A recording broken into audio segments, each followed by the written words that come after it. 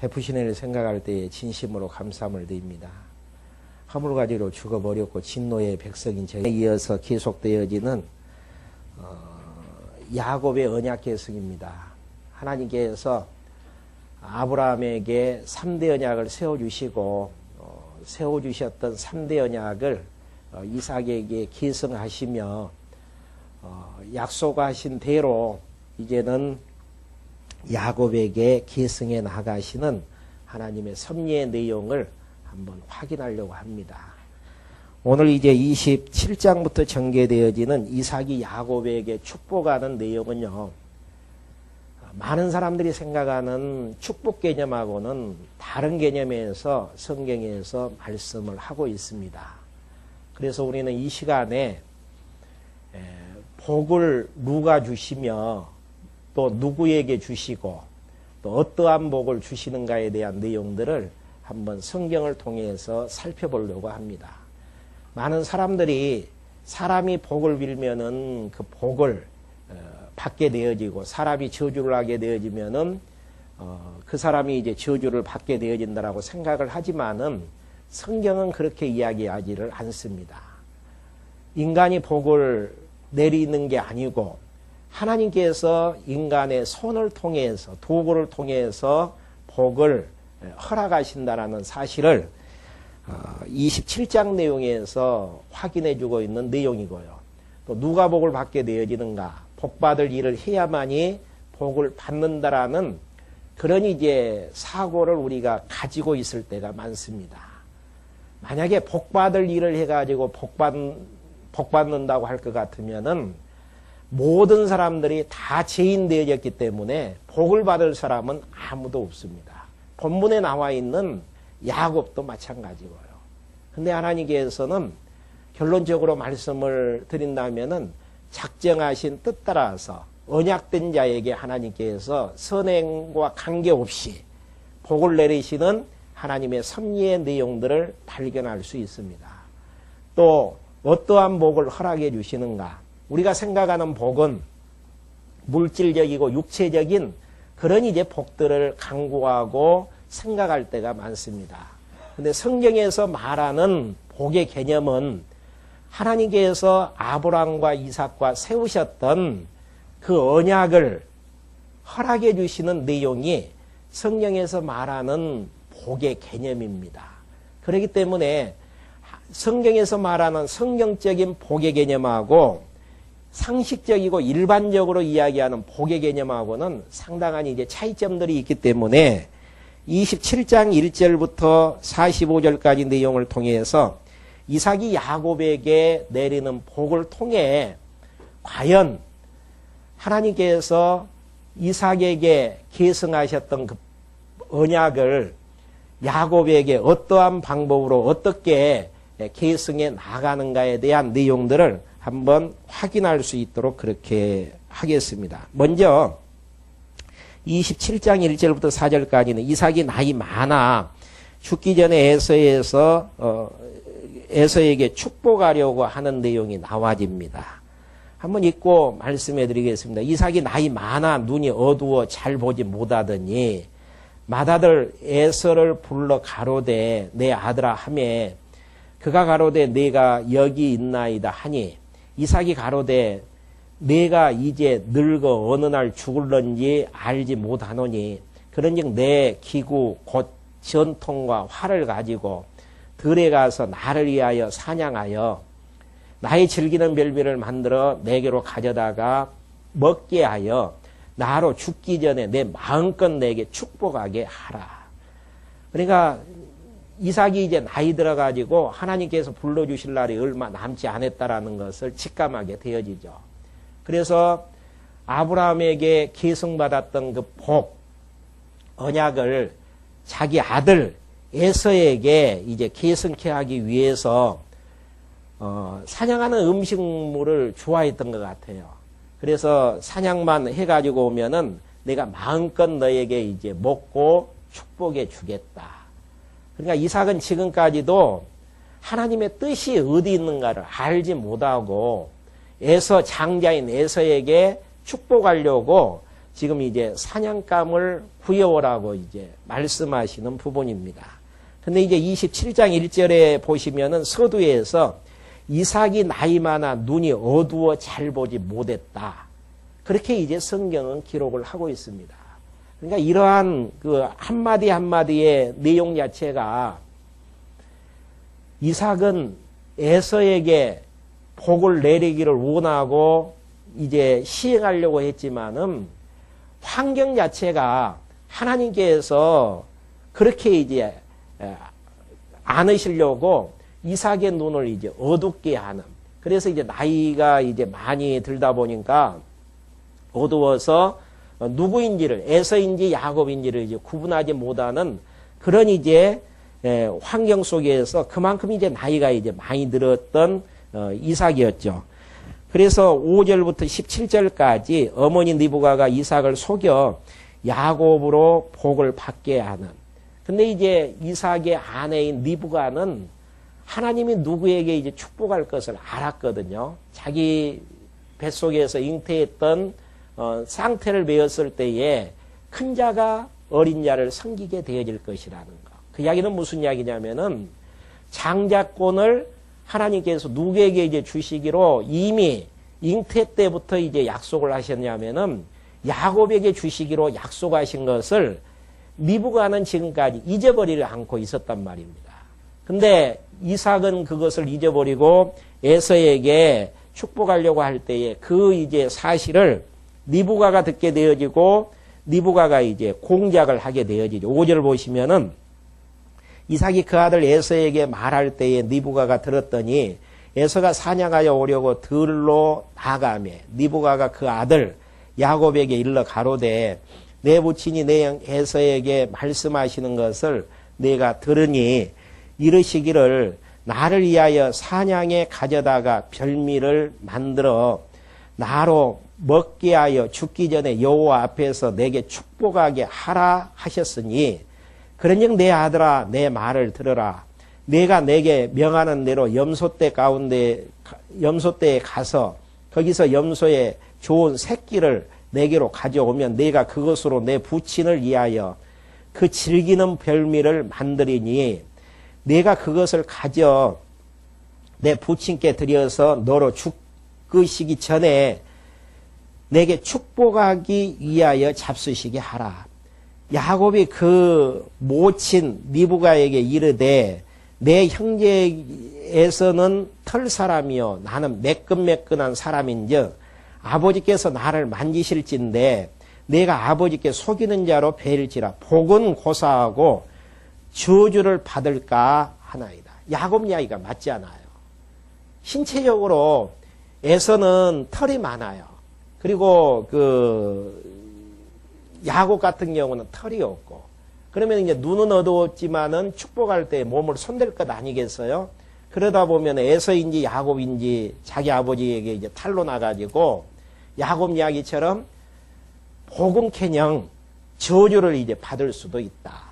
이렇게 이제 어미에게 이제 나는 복받기 싫다라는 쪽에서 이제 이야기를 하게 되어지죠. 그러니까 13절. 어미가 그에게 이르되 내 아들아 너의 저주는 내게로 돌리리니 내 말만 쫓고 가서 가져오라. 그가 가서 치하여 어미에게로 가져왔더니 그 어미가 그 아비의 즐기는 별미를 만들었더라.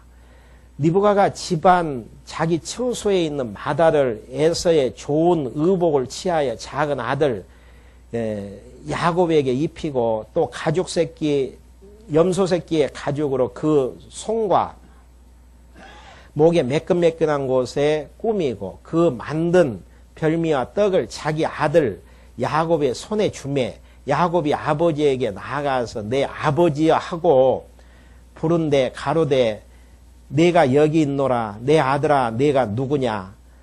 야곱이 아비에게 대답하되 나는 아버지의 맏아들 에서로소이다. 아버지께서 내게 명하신 대로 내가 하였사오니 청컨대 일어나 앉아서 내 사냥고기를 잡수시고 아버지의 마음껏 내게 축복하소서.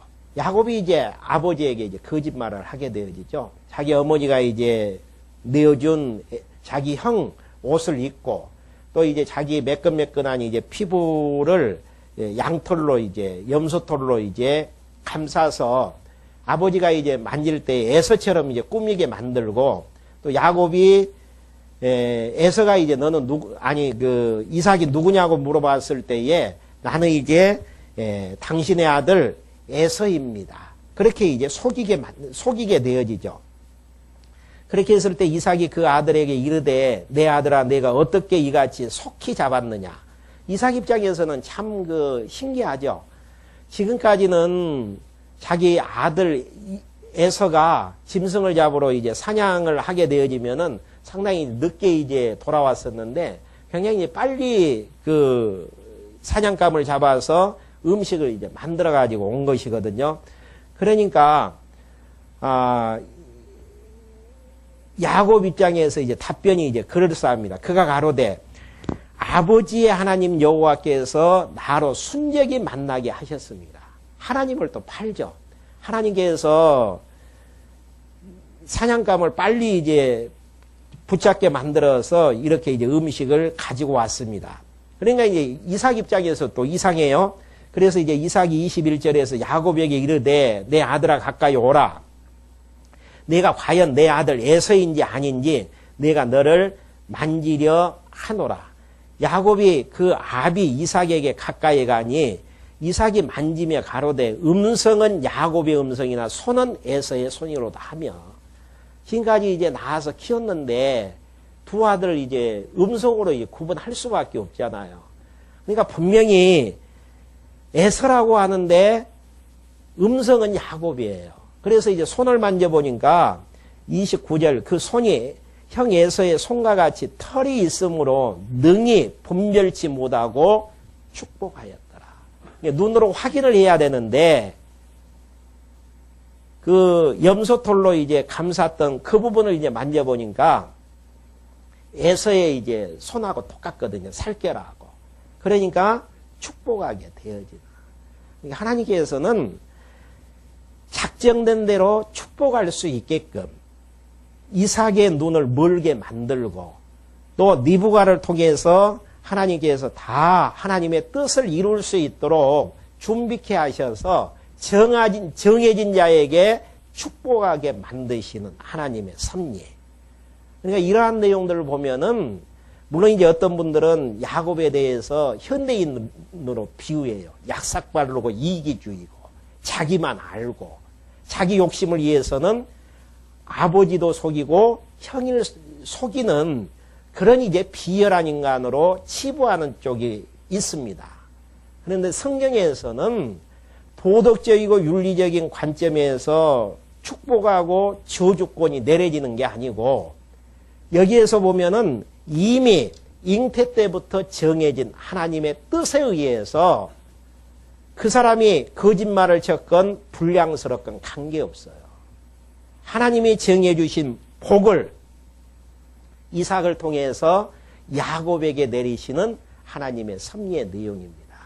그러니까 우리는 태어날 때부터 받을 분복을 가지고 태어나게 되어집니다.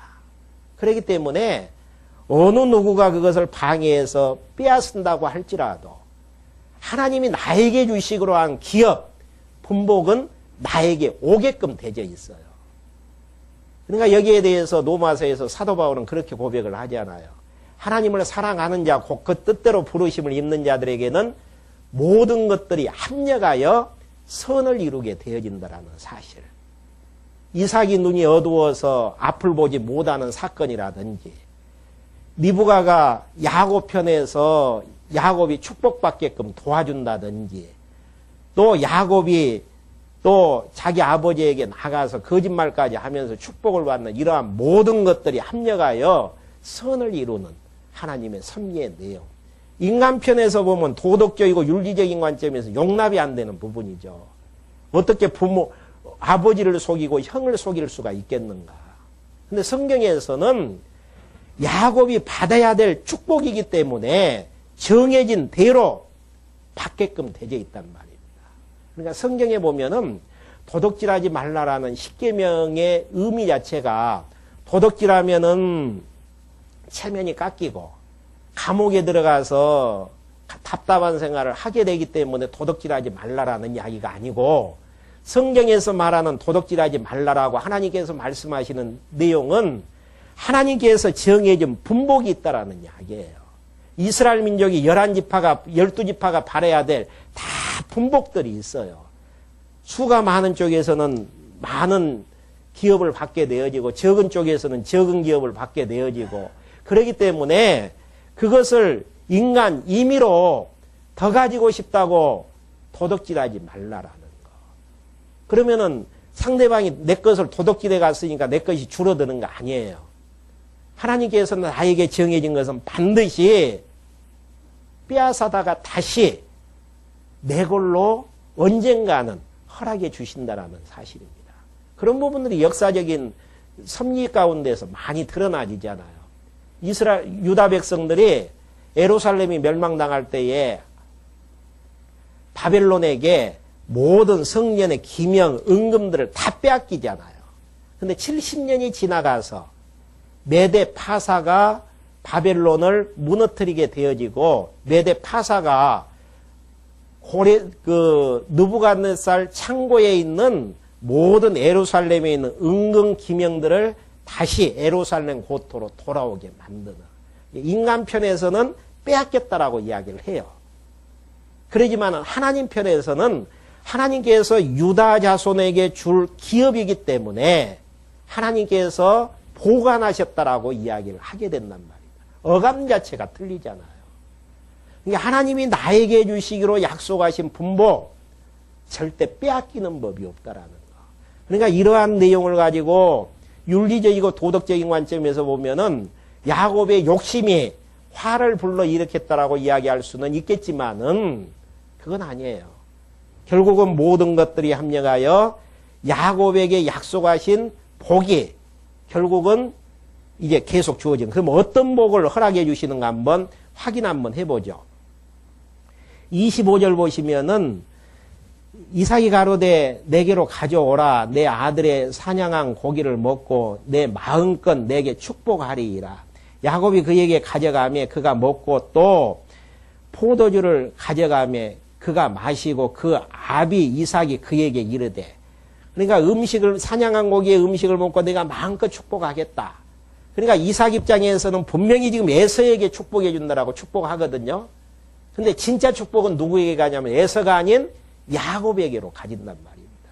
이것 보면은 이삭이 축복하는 자에게 축복이 가지지를 않아요. 도리어 그 둘째 아들인 야곱에게 축복하게 되어지는. 그러니까 이러한 것들이 하나님의 주권에 의해서 정해진 대로 되어지는 축복이지 우리 마음대로 되어지는 게 아니란 말입니다. 그렇게 하면서 어떠한 축복을 주는가 한번 봐보. 27절 보시면은 26절 안 읽었죠? 그 아비 이삭이 그에게 이르되 내 아들아 가까이 와서 내게 입맞추라.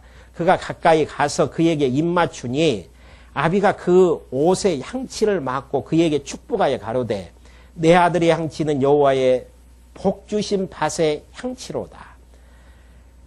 하나님은 하늘의 이슬과 땅의 기름짐이며 풍성한 곡식과 포도주로 내게 주시기를 원하노라. 그러니까 아브라함과 이삭과 야곱의 후손들이 가나안 땅 들어가서 살게 되어질 텐데 야곱의 후손들이 차지하는 가나안 땅은 어떤 곳인가? 기름진 땅이고 풍성한 곡식과 포도주가 넘치는 그런 이제 복받는 땅으로 되어질 것이라는 내용이죠. 그러면서 29절 만민이 너를 섬기고 열국이 내게 굴복하리니. 다윗 왕국이 세워졌을 때 많은 이방 족속들이 이스라엘 족속들에게 이스라엘 민족들에게 조공을 드리면서 이제 섬기게 되어지는 그대로 역사가 흘러가지잖아요. 그러니까 아브라함과 이삭에게 언약하셨던 그 언약 내용을 그대로 지금 구체적으로 복으로 지금 주시는 내용입니다. 내 어미의 아들들이 내게 굴복하며 내게 저주하는 자는 저주를 받고 내게 축복하는 자는 복을 받기를 원하노라. 아브라함에게 했던 약속이죠. 너를 축복하는 자는 복을 받고 저주하는 자는 저주를 받기를 원한다라는 사실. 이러한 모든 복비로 줬던 복의 내용이 아브라함과 이삭에게 약속하셨던 약속의 내용이잖아요. 그러니까 우리가 생각하는 것처럼 물질적이고 육체적인 그런 복이 아니다라는 사실입니다. 예, 이러한 부분들은 장차 둘째 아담 예수 그리스도를 통해서 우리가 받을 복인데 신령한 복이고 영적인 복이죠.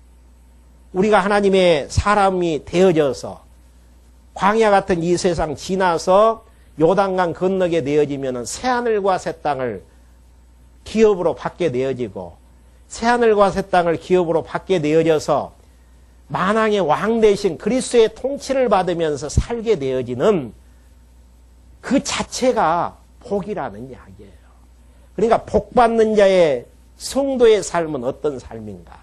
머리 대신 예수 그리스도의 통치를 받으면서 살아가는 삶 자체. 복은 받았지만은 복받지 못하는 삶 자체가 어떤 삶인가? 내 자신이 왕이 되어져서 내 옳은 대로 행하면서 살아나가는 삶 자체. 그것은 내 옳은 대로 살아가는 그 자체가 복받은 삶일 것처럼 착각하면서 살지만은 그건 하나님이 주시는 복은 아닙니다.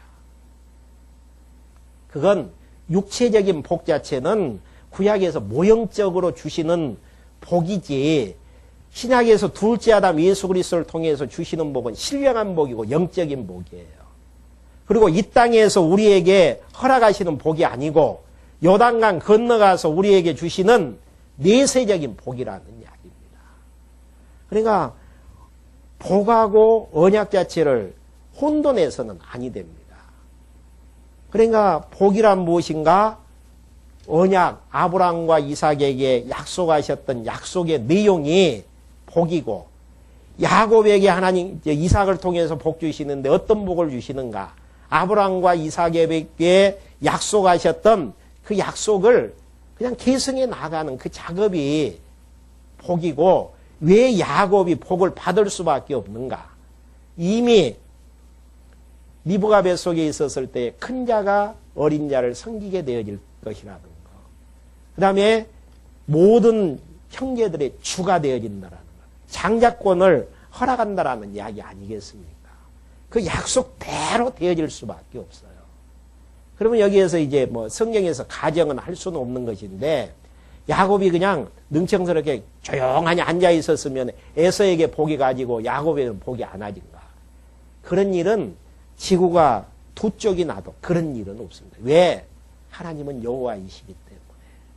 그러니까 우리가 편안하니 이 세상을 살아나갈 수 있는 것은 하나님께서 이 세상 살아나갈 때 예비된 복, 기업, 하나님이 우리에게 하나도 빼지 아니하고 가감하지 아니하고 더하지도 아니하고 허락해 주신다라는 사실입니다.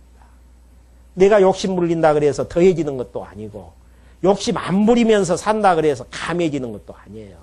상대방이 빼앗아 간다 그래서 내 것이 감해지는 거 아니단 말입니다.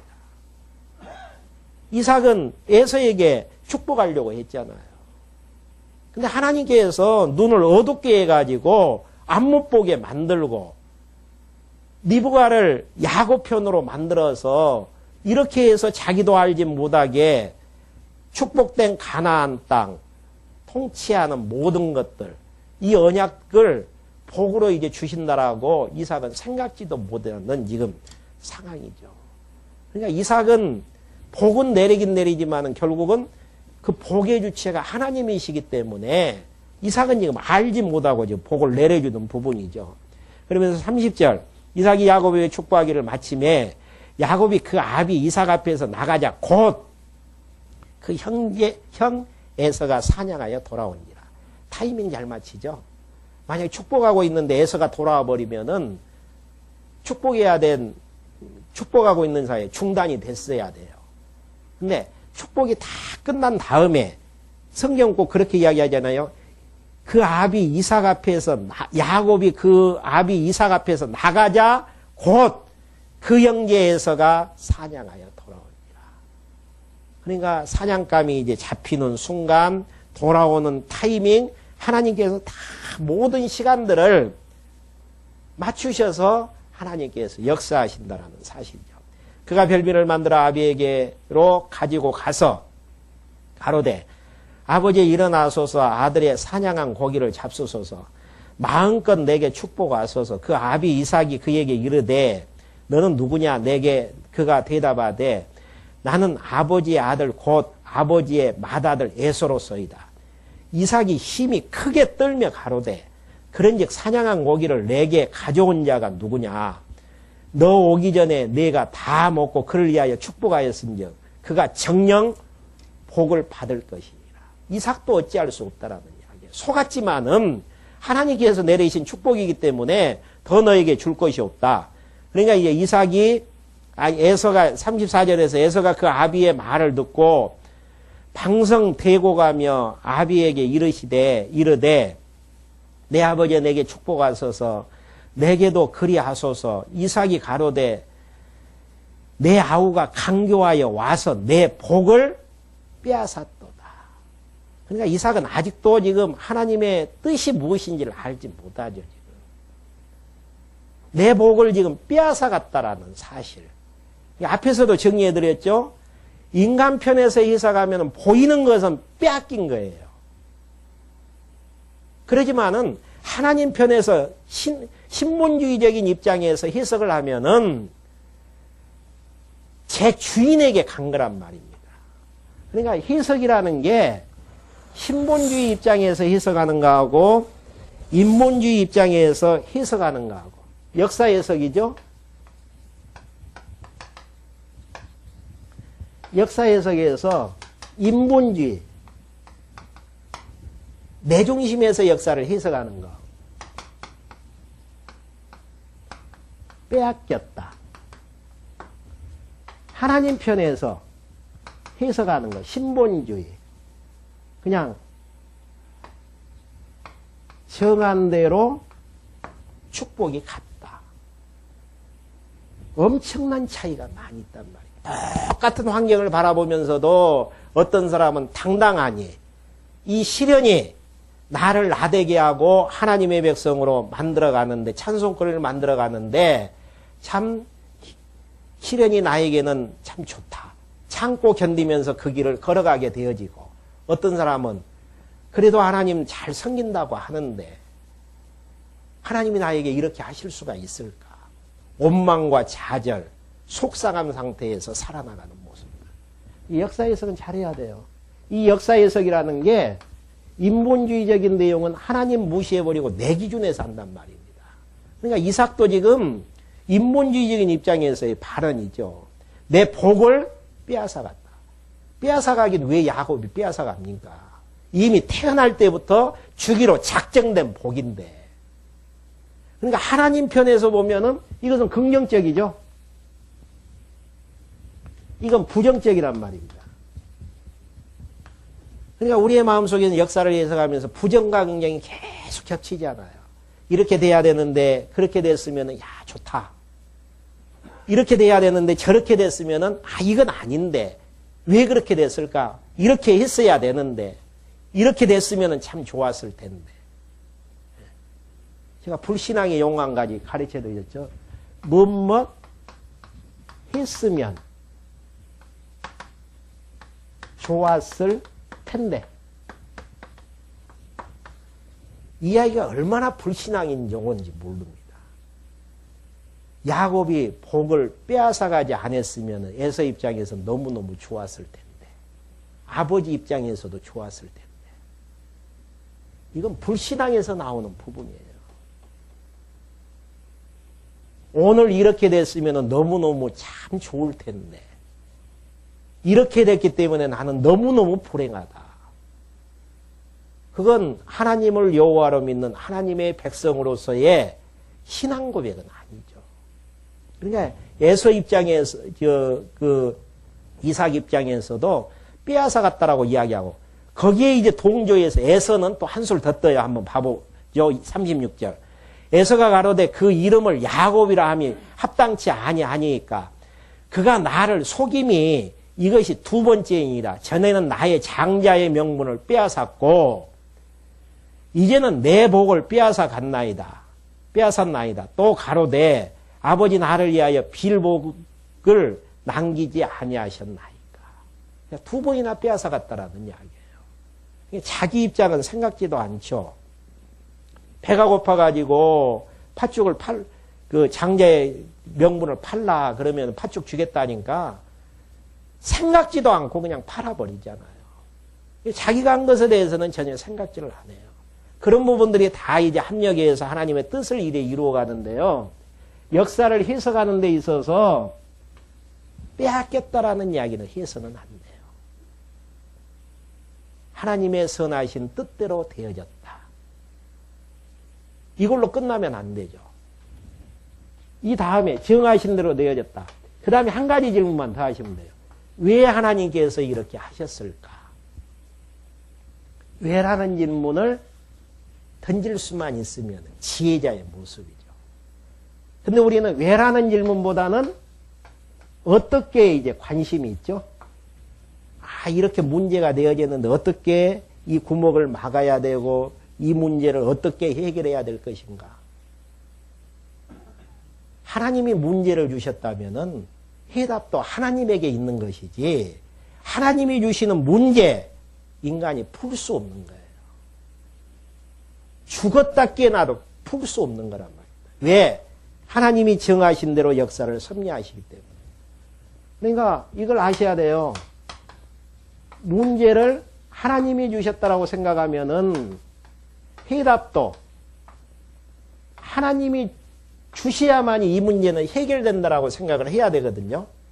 근데 우리는 문제를 하나님이 주셨다라고 보다는 저 사람이, 저 남편이, 저 동생이, 저 사람이. 그러니까 내가 이제 해답은 내가 이 문제를 이제 풀어야 된다는 쪽에서 이제 접근에 들어가는 부분이죠. 그러니까 에서 입장에서는 야곱이 막 죽이고 싶죠. 그러니까 진짜 죽이려고 한다니까요. 뒤에 보면은. 왜? 야곱 때문에 내 장자권이 지금 다 날라갔다 그 이야기예요. 속였다라고 이야기를 하잖아요. 그러면서 남은 복이라도 나에게 주십시오. 여기에서 이제 에서도 신본주의적인 입장에서 하나님의 뜻인갑다고 끝났으면 좋은데 또 이삭에게 남은 복이라도 달라고 해요. 그러니까 축복이 아닌 도리어 저주가 이제 임하게 되어지죠. 물론 이제 이런 것들이 다 하나님의 선하신 뜻 가운데서 되어지지만 한번 어떻게 진행되는가 한번 봐보죠. 37절 이삭이 에서에게 대답하여 가로되 내가 너를 너의 주로 세우고 그 모든 형제를 내가 그에게 종으로 주었으며 곡식과 포도주를 그에게 공급하였으니 내 아들아 내가 내게 무엇을 할 수 있으랴. 에서가 아비에게 이르되 내 아버지와 아버지의 빌복이 이 하나뿐이니까. 당연하죠. 하나님이 주신 복인데 내 아버지여 내게 축복하소서 내게도 그리하옵소서 하고 소리를 높여 우니 그 아비 이삭이 그에게 대답하여 가로되 너의 주소는 땅의 기름짐에서 뜨고 이게 앞에서 이야기했던 그 야곱에게 줬던 것은 기름짐이 있다 그랬거든요. 뜬다라는 이야기는 그 땅이 좋지 않다라는 이야기예요. 내리는 하늘 이슬에서 뜰 것이며 너는 칼을 믿고 생활하겠고 내 아우를 섬길 것이며 내가 매임에서 벗어날 때에는 그 멍에를 내 목에서 떨쳐버리라 하였더라. 도리어 저주에 가까워. 풍성한 적과 꿀이오는 가나안 땅을 복으로 줬던 야곱에 대비해서 박약한 땅이라는 이야기죠. 에서가 사는 땅 자체가. 그리고 칼을 믿고 계속 전쟁을 하면서 빼앗기고 뺏고 하는 이제 그런 이제 생활을 해야 될 것이고 내 아우 야곱을 섬길 것이며 내가 매임을 벗을 때에는 그 멍에를 내 목에서 떨쳐버리리라. 그러니까 애걸복걸해서 달라고 하는데도 결국은 아비 이삭이 줬던 복은 어떤 복인가? 이미 잉태 때 받았던 그 복하고 똑같은 복이에요. 이미 태어나기 전부터 하나님께서 주시기로 한 복대로 지금 여러 가지 사건들은 일어났지만은 결과적으로는 똑같이 되어지잖아요. 그러니까 역사적인 해석만 바르게 할 수 있으면은 참 편안한 인생을 살아나갈 수 있다니까요. 우리는 이렇게 되어지면은 행복하겠다라고 생각할 때가 많잖아요. 그래서 이렇게 되어졌으면 참 좋았을 텐데, 저렇게 됐으면 좋았을 텐데, 참 나는 힘드는데 너는 참 좋겠다. 그런 부분들이 하나님이 주시는 본복을 만족하지 못하고, 또 여호와 하나님께서 예비된 뜻대로 역사를 섭리해 가시는데, 거기에 이제 불만족이 있는 데에서 불신앙에서 나와지는 고백들이라니까, 이런 부분들 자체가. 그러니까 우리가 창세기 내용 많이 아는 내용들이잖아요. 그런데 왜 이 오전 시간에 나와서 이 말씀 공부해야 되는가? 역사의 주관자가, 복의 근원자가 여호와이시다라는 사실을 알아야만이 포기하는 것이죠. 하나님 알지 못하고 포기하는 사람은 진짜 불쌍하죠. 안 놀려고 하는데 환경이 어쩔 수 없으니까 나야만 되는 비참함. 그러지만은 하나님을 아는 데에서 포기하는 것은 진짜 행복한 자입니다. 포기도 여러 가지가 있어요. 여호와를 아는 데서 포기하는 것은 행복감이 있게 되어지지만은 여호와를 알지 못하면서 포기하는 것은 참 힘들죠. 그거 포기하는 거야. 안 놀려고 하는데 놀 수밖에 없는 상황 가운데. 그러니까 우리가 여호와 하나님을 배우게 되어지면은 과거에 되어지는 것, 하나님의 선하신 뜻대로 되어졌다라고 믿어지는 데서 감사가 나와지고, 현재 진행되어지는 것들, 하나님의 선하신 뜻을 이루기 위한 과정이고, 앞으로 진행되어지는 모든 미래, 하나님의 선을 완성케 하는 아름다운 일들이 일어나게 되어질 것이다라는 사실들이 믿어지는 데에서 행복한 삶이 진행되어질 수밖에 없는 것입니다. 다른 거 없어요. 내 뜻대로 되어진다 그래서 절대 행복해지는 거 아니단 말입니다. 하나님의 뜻대로 되어져야만이 하나님의 백성들은 행복한 거예요. 내 뜻대로 되어지는 게 행복한 게 아니고 하나님의 뜻대로 되어져야만이 하나님의 사람들은 행복한 거라는 이야기입니다. 한번 조용히 여러분들이 한번 그 내용들을 한번 명상 한번 해보십시오. 그리고 역사를 해석하는 데 있어서 내 관점에서 빼앗겼다, 누가 가져가 버렸다, 도둑 맞았다, 이런 관점보다는 하나님 관점에서 하나님께서 정하신 뜻대로 역사를 섭리해 주셨다. 그리고 빼지 말고 질문 던져야 될 부분이, 왜 하나님께서 이렇게 역사를 섭리하실까? 왜 고달픈 인생을 하나님께서 인도하실까? 욕 같은 경우도 그러잖아요. 많은 친구들이 와가지고 너 하나님 앞에 범죄했기 때문에 이렇게 하나님이 저주하신 거 아니냐. 회개해라, 기도해라. 그 내용이거든요. 근데 야곱은, 욥은 절대 하나님 앞에 내가 그렇게 진노받아야 되고 징계받아야 될 일은 한 적은 없다. 그러면서 욥기 23장이던가요. 거기 보면은 나의 달려갈 길을 오직 그가 아시나니 나를 단련한 후에는 정금과 같이 나오게 될 것이더라고. 고백을 하게 되어진다. 정금과 같은 신앙이 무엇인가? 마지막 고백하잖아요. 욥기서 마무리 지으면서 눈으로 보던 하나님, 귀로만 듣던 하나님, 눈으로 뵙는 하나님으로 고백하게 되어진다. 하나님을 배워나간다라는 게 쉽게 배워나가는 게 아니에요. 욥 같은 경우는 건강 다 지불했죠. 가정 다 지불했죠. 재산 다 지불해가지고 결국은 하나 배운 게 귀로만 듣던 하나님, 이제 눈으로 보는 하나님 같습니다. 그 하나님 배워야만이 요단강 건너갔었을 때에 하나님은 전능하신 하나님이십니다. 하나님은 주권자 하나님이십니다. 하나님은 사랑의 하나님이시고 성질하신 긍휼의 하나님이십니다.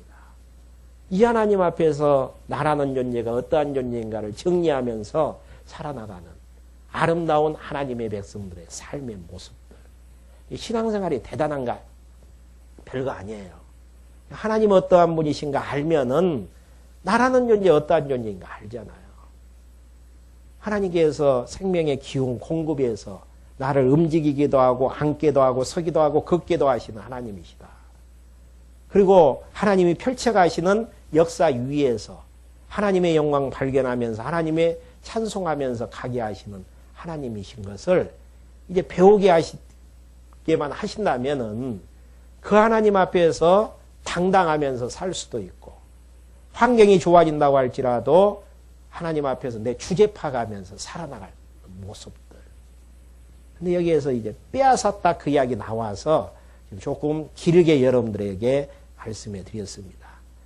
그러니까 아무리 빼앗긴 것 되찾아오려고 할지라도 저주밖에 주어진 것이 없지 야곱의 복을 나눌 수는 없는 거잖아요.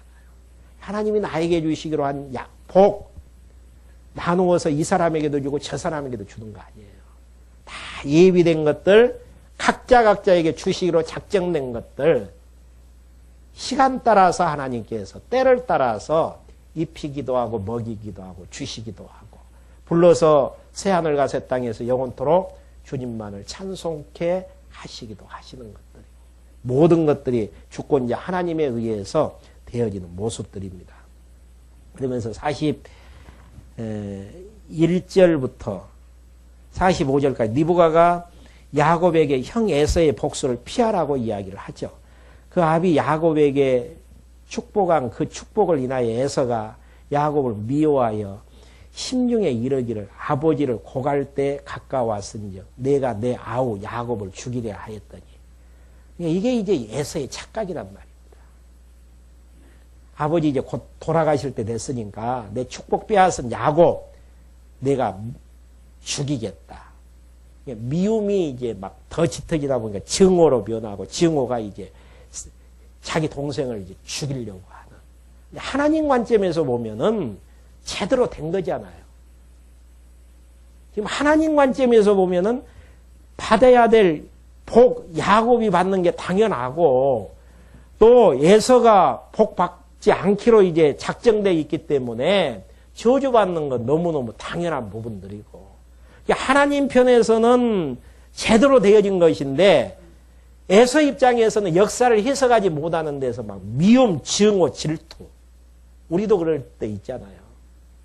저 사람만 아니었으면 내가 지금의 이 모습은 안 되어졌을 텐데. 상대방을 미워하고 시기하고 질투하고 증오하고 몇 번 그냥 죽이려고 하는 마음까지 생겨드는 것이고. 아니에요. 모든 역사는 하나님의 정하신 뜻대로 되어진단 말입니다.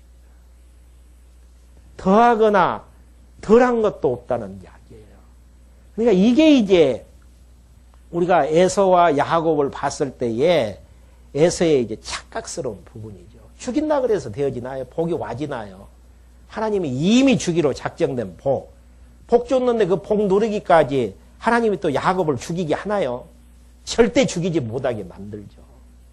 그 다음 장 보면 이제 보호하신다라고 약속하시는 부분이 나와진단 말입니다. 하나님이 보호하시는데 왜 자기가 죽여요? 하나님이 보호하시고 인도에 가시는데 자기가 어떻게 해코지를 하냐 그 이야기입니다. 그만 품고 있는데 그 순간만큼은 괴로울 수밖에 없죠. 42절 맏아들 에서의 이 말이 리브가에게 들림에 이에 보내어 작은 아들 야곱을 불러 그에게 이르되 내 형 에서가 너를 죽여 그 한을 풀려 하나니 내 아들아 내 말을 쫓아 일어나 하란으로 가서 내 오라버니 나반에게 피하여 내 형의 노가 풀리기까지 몇 날 동안 그와 함께 가라. 내 형의 분노가 풀려 내가 자기에게 행한 것을 잊어버리거든 내가 곧 보내어 너를 거기서 불러오리이다. 어찌 하루에 너희 둘을 이르랴. 근데 공교롭게도 누가 이제 죽인다라는 그 마음을 알았냐면은 자기 어머니가 안 거예요. 그래서 야곱을 보호하기 위해서 자기 이제 오빠 집으로 이제 보내려고 하는 계획을 이제 꾸미게 되어지죠. 그러니까 야곱은 아무리 거짓말 치고 불효를 했어도 보호를 받아야 될 대상이에요. 왜? 약속하신 복이 이루어지기까지는 하나님께서 보호해야 될 책임과 의무가 있다라는 이야기입니다. 하나님이 보호하신 자를 누가 넘어뜨리겠어요? 하나님이 역으로 넘어뜨린 자를 누가 일으키겠느냐 그 이야기입니다. 그러니까 서지 말라라는 이야기도 그 이야기잖아요. 잠언서에 보면은 하나님이 무너지게 한 자 내가 보증서기에서 일으킨다 그래서 하나님이 넘어지게 하면은 넘어지는 자가 된단 말입니다. 그러니까 문제는 하나님의 마음에 초점이 어디가 있느냐. 보호의 대상이냐 무너지는 대상이냐. 에서는 무너지는 대상이에요. 야곱은 언약의 백성이기 때문에 보호의 대상이란 말입니다. 아무리 에서가 야곱을 죽이려고 도끼를 품어도 그 일은 이루어질 수가 없단 말입니다. 이건 믿어지면 평안하잖아요. 하나님께서 우리의 출생부터 불러가시는 그날까지 다 예비된 선한 일 다 마치게 되어지만 하나님 우리 불러가시는 것이거든요. 아무리 이 땅 떠나고 싶어도 예비된 일 다 마치지 아니하면 절대 불러가지지 않아요. 그리고 이 땅에서 더 살고 싶어도 예비된 일 다 마치게 되어지면은 하나님이 우리 불러주신다라는 사실입니다. 이건 믿으면서 사는 거예요. 그래서 우리가 아침에 눈 떠서 야 오늘 또 하나님께서 예비된 선한 일이 있기 때문에 심장의 맥박을 멈추지 아니하고 생명의 기운을 끊기지 아니하고 다시 새날을 살게 하셨구나. 하나님께서 예비된 그 일이 무엇일까? 기대가 되어지고 하나님 앞에서 설레임 마음 가지고 하루하루를 의미 있게 살아나가는 모습. 그게 살아계신 하나님을 여호와로 경외하면서 살아나가는 하나님의 모습이라는 이야기입니다. 그런 하나님을 인정하는 하나님의 자녀의 모습하고 욕심으로 막 찌들려져 가지고 불평, 불만, 짜증, 고통 이렇게 돼야 되는데 이렇게 안 되어지면 안 되는데 하면서 악착같이 세상을 살아나가는 사람의 모습하고 그런다 그래서 역사가 그렇게 변화되질 않는단 말입니다. 어떻게 아나? 이삭은 에서를 축복하려고 했지만 하나님의 뜻대로 야곱이 축복을 받게 되어지고 죽이려고 했지만은 그 어머니를 통해서 하나님께서 또 보호해 나가시잖아요. 그러니까 우리는 마지막 하나님께서 불러주시기로 예정된 그날까지 하나님의 보호함 속에서 살게 되어집니다. 엄청난 특권을 받게 되어졌잖아요.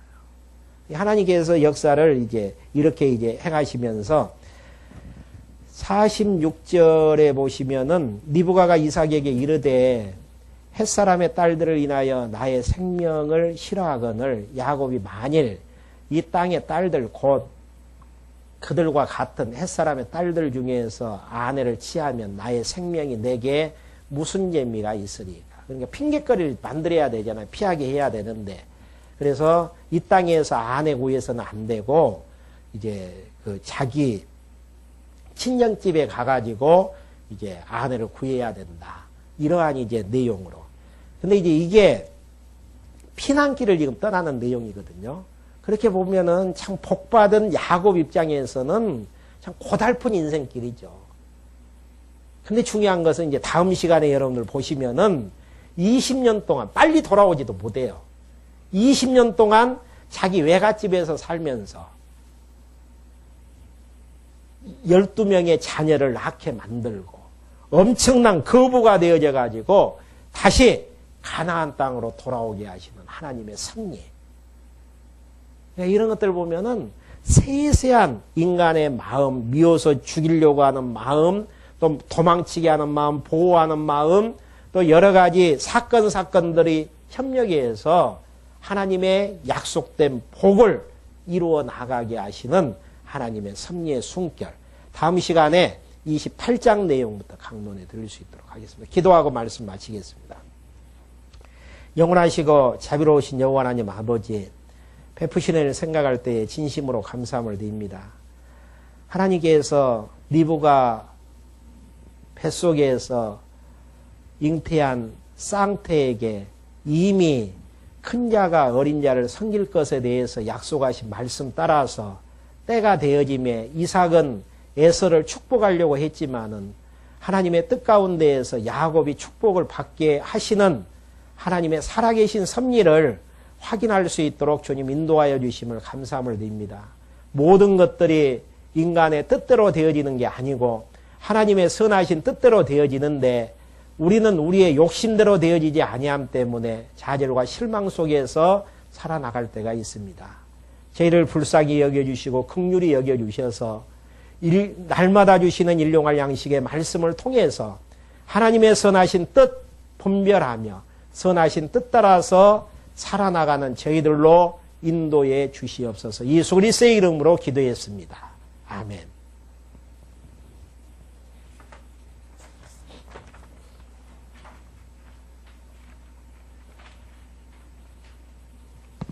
(415장)